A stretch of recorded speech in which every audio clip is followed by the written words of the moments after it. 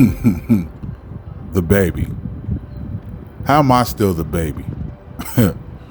Daddy's baby boy. I'm taller than all of them. Stronger than all of them. Smarter than all of them.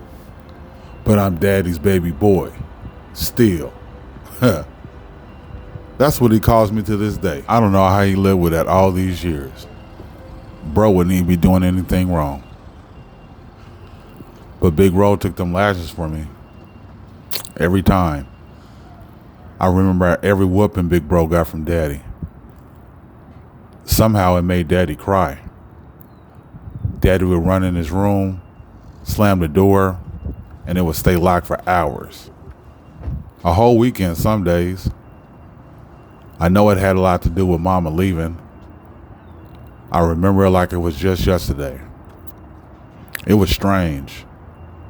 He would have pictures of Mama laying around on his bed as if she was laying next to him. Sometimes I would catch him in the middle of the night acting like he was on a phone call with her. He would be talking about all kinds of stuff, pretending like she was still here. It was like he felt something more than guilt when he whipped us, like a spirit or something took over him and made him realize that maybe, just maybe, all that wasn't necessary. Where I would say something really bad that happened in my life when I was a kid, and he would then tell me the lie. Another version, the version he wanted me to learn and to recite to anybody who ever asked about it. That went on for a few years. I mean, being a black man doesn't always mean we are strong. Daddy was still a strong man. Strong black man. He stood up against racism and was called a communist. He stood up against hatred and was called a racist. Daddy stood up for his family and was called a sellout. No matter what people say, but dealing with America's hate of us, the discrimination, the brutality, should not result in discrimination of strength. It's survival. I don't want to talk about all of that. I'm a grown man. A strong grown man. I can handle myself because that's what us real strong grown black men do. When you see my daddy though, don't be mad at him. He goes to church and all. He pays his tithes every month. He's the choir director. He's the head of financial services at the bank. He's my daddy, and I know he loves me. All truth, no lies. Man, I can't stop running. I ran up and down this hill 5 times a day. I run this hill every day. I have to. It helps me blow off steam. Actually, the truth is, it keeps me from boiling over. I can't tell you how many times I ran up and down this hill, or how many miles I run in the hood. All that running helped me to win marathons, track meets, and big track competitions, and get an education. It gave me my escape. I learned real early not to depend on my daddy because I didn't know who the hell was going to show up on any day. I remember teaching myself how to pee in the toilet. I taught myself how to use a fork and a spoon. Everything I know, I taught myself. My way around the kitchen, how to clean a house, how to pay bills, fix a car. I taught me how to take care of me because my daddy was always gone. I figured out I didn't need no mama or no daddy. My dad wasn't there to teach me how to be a man either. I learned that from the streets. I learned survival from the streets. I learned my morals and values from the streets. I learned how to read people and judge character from the streets. I learned how to get money from the streets. Shit, I even learned about my daddy from the streets. People said he was crazy. They said he ain't been right since my mama left. Said he ain't got no sense and he has 15 different people living in his head. I remember one dude telling me I needed to come get my daddy off the corner of 25th and Slopper because he was acting like he lost his mind. I got hung up on the words lost his mind for a long time. Any man can lose his mind if his wife he built a life with left out of the blue and left him to raise 2 young boys. I used to get mad at all the folks coming after my daddy like that. I still remember each and every one of those individuals too. I remember my dad had this game he would play with me called All Truth, No Lies. I would tell him something really bad that happened, and he would tell me the other version. Not a lie, another version of the truth he wanted me to recite when anybody ever asked about it. That went on for a few years. Then, I don't want to talk about that. The past is the past, and I'm a grown man now. A strong black man. And strong black men know you have to suck it up, survive, and keep going, because that's what real men do.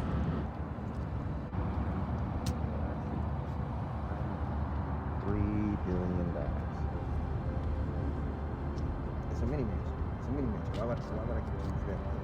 It's a mini mansion. Look, either you want to do business or you want to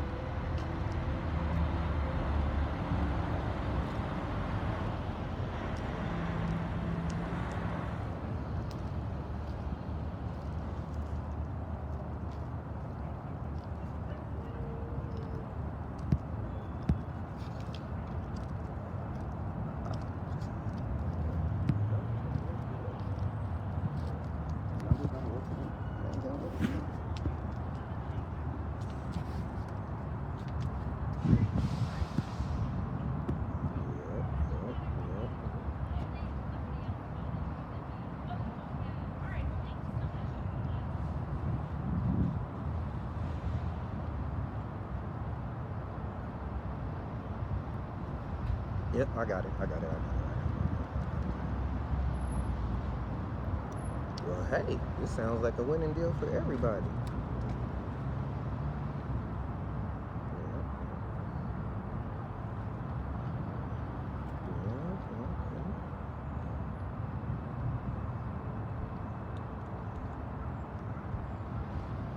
How soon can you have the check? Tomorrow? Even better.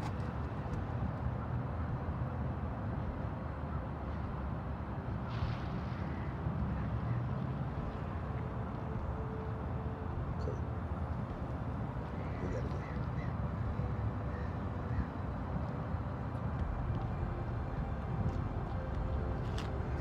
What's up, big bro? Who you talking to? Hey, what's up, bro? What'd you hear? Did you hear me say something? Or did you just hear me say something? Nah, I didn't hear anything.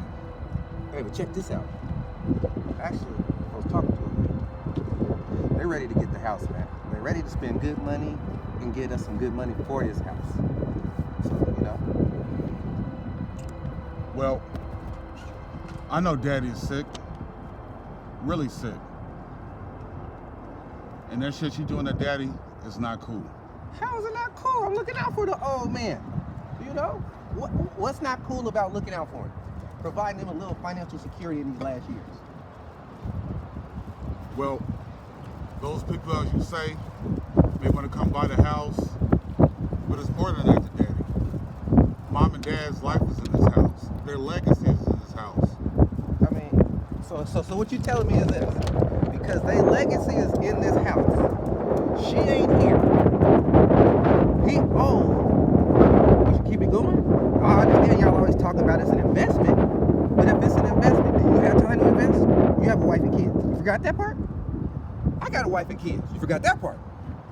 Plus, the house is full of asbestos in the walls since we was kids. The pipes is older than me and you put together.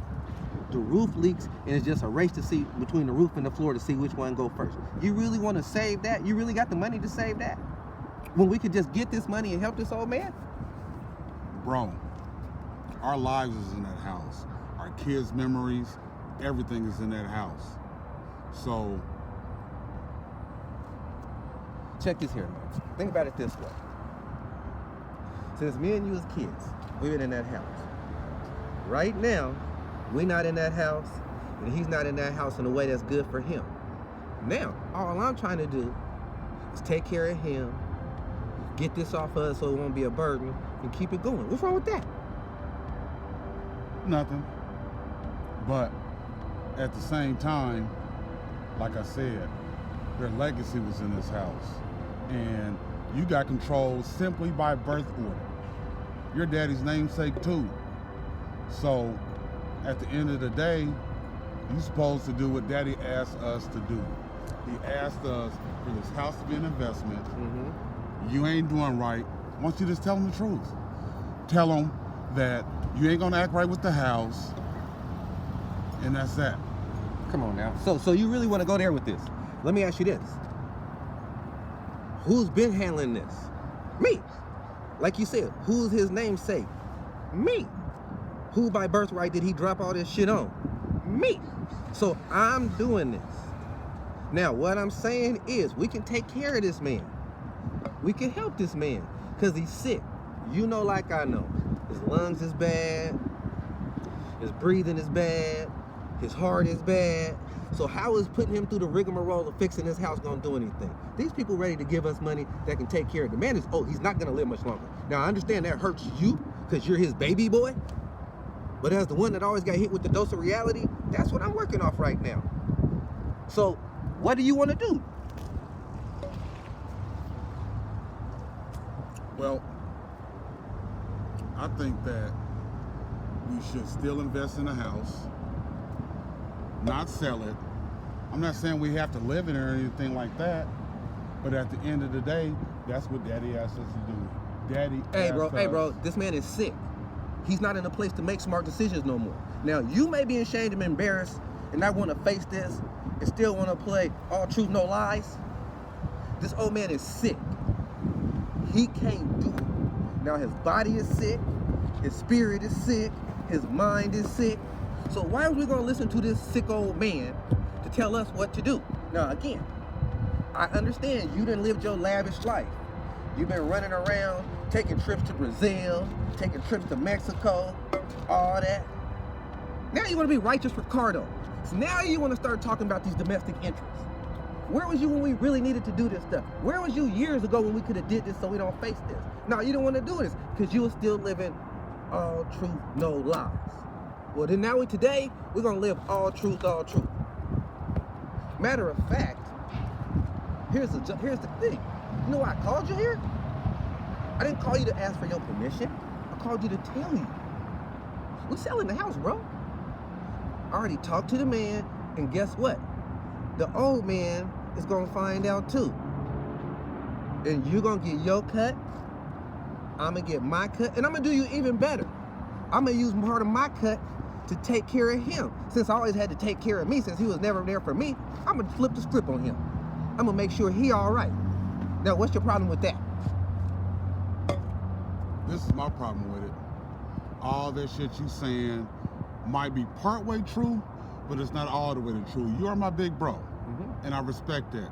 That's my daddy, and I respect that.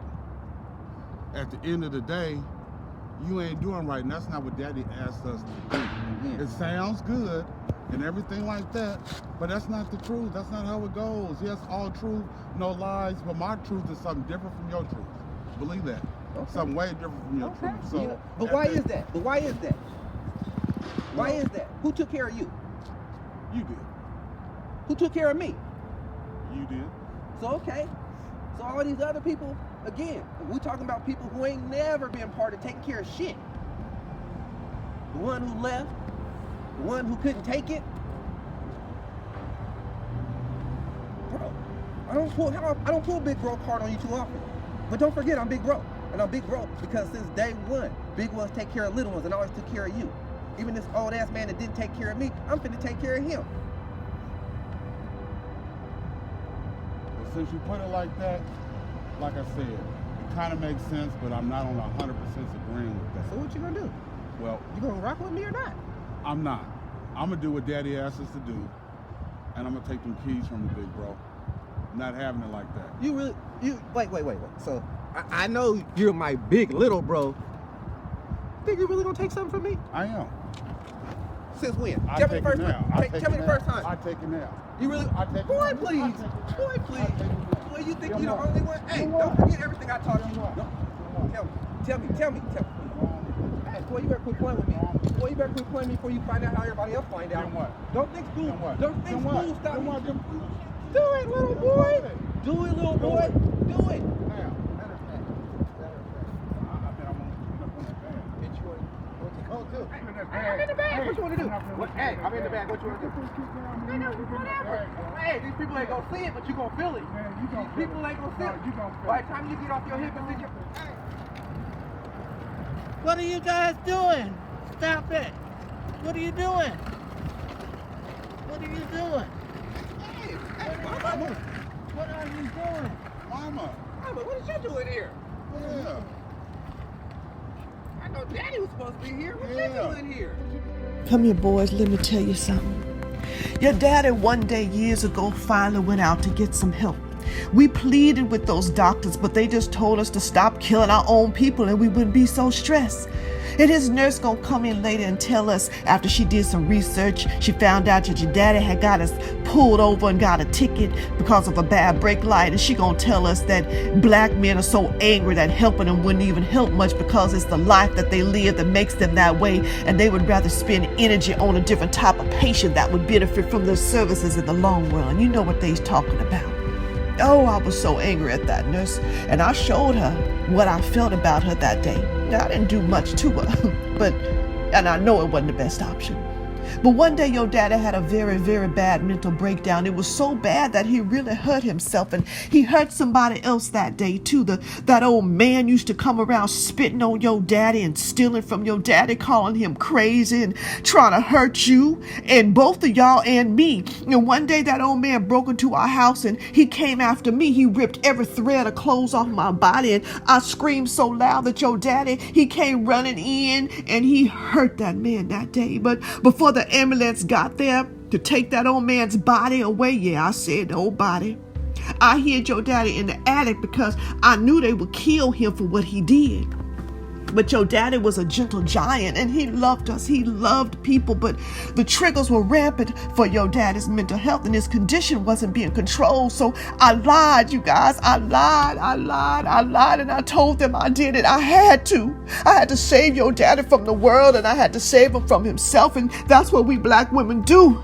We save, we help, and we transfer that hurt and pain that this old hateful world puts on our men, and we make it work. So when I left, boys, you gotta understand me, I just left to do my time. Not because I didn't love my family, and I wrote your daddy every day. I couldn't bear it. I told him not to bring y'all up there to see me. Your daddy don't have much of memory about it, and so we stay silent. Your daddy stays silent, and because of that, it's too much for him. The justice, the education, the medical, and the workforce systems, they fail y'all, and it fails our family. Your father suffered mental illness for 60 years, but because of this pressure and the hardships, we suffer too, and we suffer long, and we suffer hard, but we learn how to deal with it. All this pressure, and even with that, our own state of thinking over generations has been that we endure so much as a people that we can't possibly bear no more. And the thought process about our men is that they so strong, they can't have no mental illness, and that's just not true. So next time you think a black man might be suffering from a mental illness, don't you fear that black man. Don't you run from that black man. Don't you discriminate against that black man. You help him, and you ask him if he is okay, and you ask him what you can do to be of assistance, and you talk to him, and you get to know him, and you challenge him, and you ask him what can you do to be his brother, and you reach out to the people that can help. Struggle we used to, yes, but struggle we will overcome, even through the knowledge of good and evil. And I will tell you boys one thing, that it's all truths and no lies here.